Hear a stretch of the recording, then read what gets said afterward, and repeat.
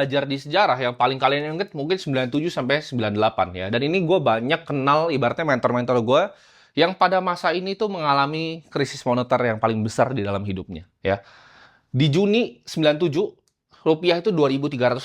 Jadi kalau kalian hitung dari tadi naiknya itu udah double lagi sebenarnya ya. Dari yang 1.400 tadi naiknya udah double lagi.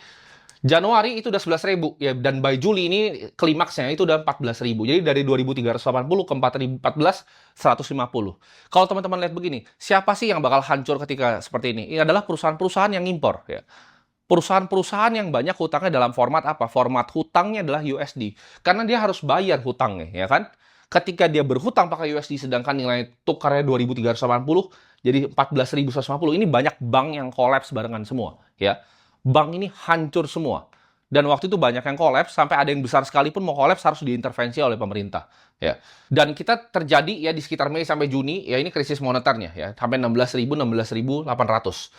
Pertama ya, krisis keuangan Asia terjadi, tingginya utang luar negeri swasta, ini yang gue bilang tadi. Jadi banyak perusahaan yang utangnya utang luar negeri.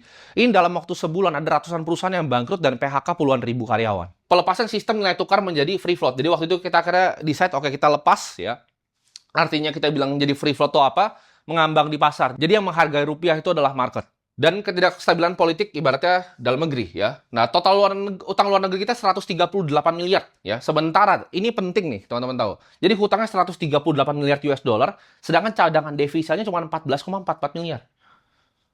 Nah, kalau ketika ini terjadi, ini udah resep nih. Ini resep buruk nih ibaratnya ya. Jadi banyak perusahaan bangkrut ya. Ada kerusuhan dan 70% perusahaan di pasar modal Indonesia ibaratnya insolvent. Harus ada yang coba untuk intervensi mereka untuk bisa selamatin mereka. Dan banyak senior-senior gue di pasar modal yang mengalami ini gitu. Salah satu contohnya adalah Bang Sandiaga Uno. Dia waktu itu cerita ketika dia pegang hutang dalam format USD itu benar-benar habis semuanya ya. Hartanya benar-benar habis tahun 98, dia harus bikin semuanya dari nol lagi. Itulah kenapa ketika habis hal ini terjadi, Indonesia itu punya kesulitan untuk ngebalikin kepercayaan orang untuk memakai sistem perbankannya.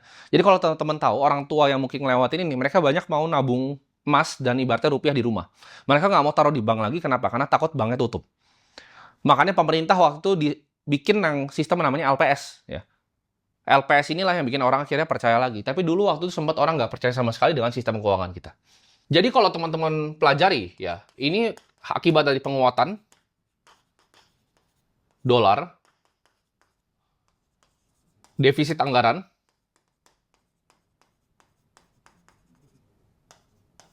utang ya luar negeri ini bengkak,